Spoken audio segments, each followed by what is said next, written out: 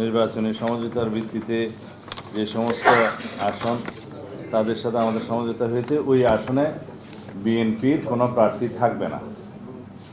সারা বাংলাদেশে অন্যান্য আসনে ওনাদের কোনো প্রার্থী থাকবে না।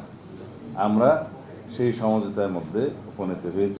আগামী দিনের গণতান্ত্রিক উত্তরণে আমরা সম্মিলিতভাবে সেই নির্বাচনী বৈতরণী পার হওয়ার জন্য আমাদের আরও যাদের সাথে আসন সমঝোতা হয়েছে সেটা পরবর্তীতে আপনারা জানবেন, বৈঠকের মাধ্যমে মাননীয় মহাসচিব বলবেন।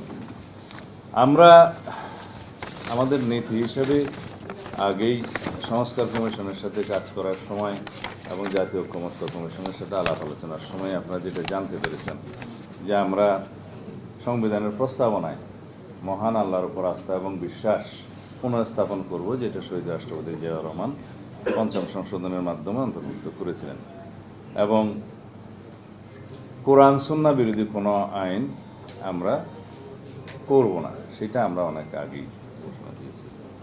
আর কওমি লাইনের মাদ্রাসা থেকে যারা পাশ করবেন তাদের সর্বোচ্চ ডিগ্রি আছে সেই লাইনের, এবং সেই হিসেবে আমরা কিছুদিন আগে আমাদের কর্মসূচিতে অন্তর্ভুক্ত করেছি, সামনের নির্বাচনী ইশতেহারে থাকবে যে ইমাম, খতিব, মুয়াজ্জিন তাদের জন্য আমরা রাষ্ট্রীয় ভাতার ব্যবস্থা করব, উৎসব ভাতার ব্যবস্থা করব, এবং যেটা একটা ট্রাস্ট আছে সেই সংক্রান্ত সেই ট্রাস্টকে আরও শক্তিশালী করে সেটা তাদের জন্য আমরা ব্যবস্থা করব রাষ্ট্রীয়ভাবে।